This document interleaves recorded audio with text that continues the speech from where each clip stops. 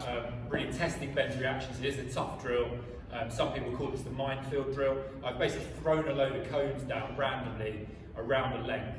I'm going to throw sort of spin pace, medium pace, slow medium pace, spin pace, and try and hit them. Some will hit the cones and deflect off at random angles, and some will miss the cones and go straight on to keep Ben honest. It's tough. I've been hit on the head doing this drill. It does deflect, but it really tests your reactions and it keeps you awake for sure. So we're going to go at that and put Ben through his paces now.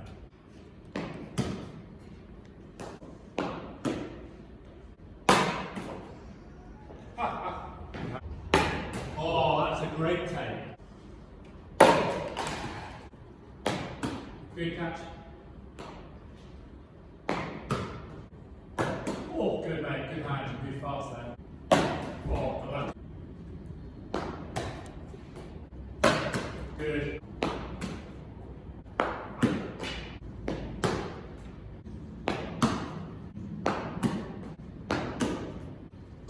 Oh, good hand.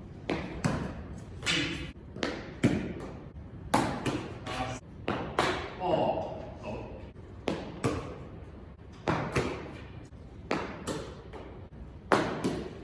Catch it. Oh, nice, well done.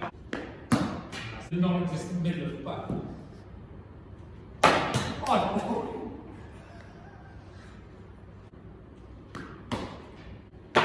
Oh. Yeah, 4 runs.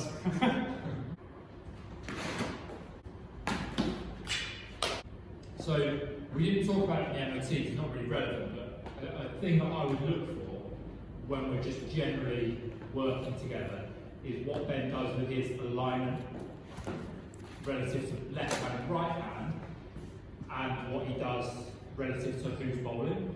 So what would you do? How would you set up here? What difference between the right hander and left hander? Good question. So I'm the same bowler, so I'm just a medium pacer. Yeah. Say I'm a medium pace or way swing bowler. Yeah, I think immediately this becomes harder and more more common because to your left hander, if you swing it back into the left hander away to the right hander, you're bowling more balls at stumps.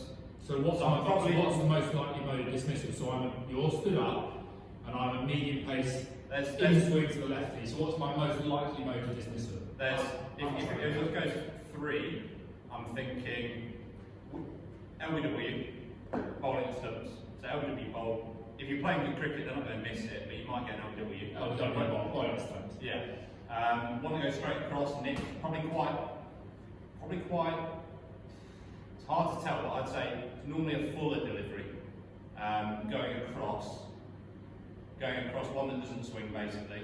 Yeah, I'm not gonna look to bowl short, am I? No. So exactly. Yeah. So I'm thinking it here, and then the dream is if you just swing it past his pads, he leaves the crease, and there was a down leg side that sort of. Yeah. So 3 I'm looking at. So with me bowling probably at the stumps now, Ben's alignment is important. So the ball that Ben has to worry about most is probably the one that goes over the stumps.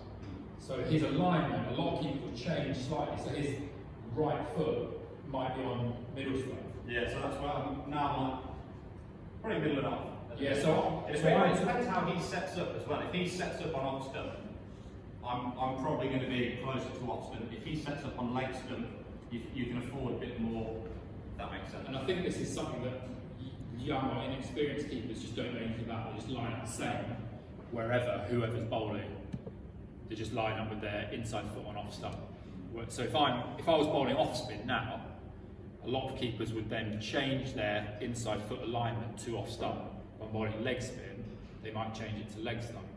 I'm a tall keeper, so for me, my powerful position is probably slightly wider than Ben. So my right foot here would probably go onto leg stump because I'm worried about being in a good position to take the ball that just goes over the top and middle.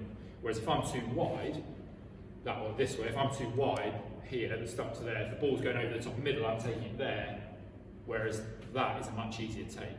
So it's the same as your batter facing a quick seam bowler. They're setting up to get their head over off stump, aren't they? Yeah. We're setting up for the where we think the delivery is going to be with our head over it. So like you say there, If you're bowling the stumps, I'm wanting to be tighter, especially if you're swinging it in. Whereas if you're turning it away, I can afford myself a bit more room here. Yeah, one time where this is a challenge is a medium pacer that can swing it both ways. So that then, I tend to just hedge my bets and go inside foot or middle. If that bowler is genuinely someone that will bowl 3 of those and 3 of those, or a leggy that's bowling a couple of googlies, like there's an element of hedging in bets, isn't there? But predominantly in keeping, you want to set up for the most likely delivery that's bowled. And I think a bowler that I've just described, a little in-swinger to the left-hander, is the one that's going to go over the stumps. So that's the ball you've predominantly got to worry about. Yeah, nice. So, I think that was a cone and a nick. Yeah, well, a bit of everything now. Double nick. Swim a bit as well. Catch it! Oh, we go up. I just moved a bit earlier.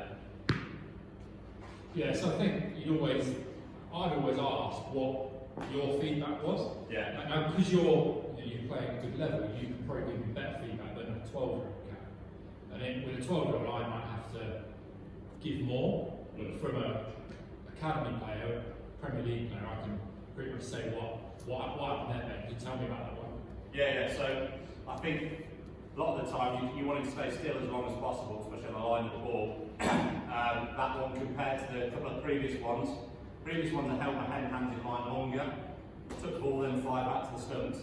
That one just up and in too early, way too early. So I was behaving as if the ball was in my hands and it probably hadn't landed yet. Basically, that's how I felt. Nice.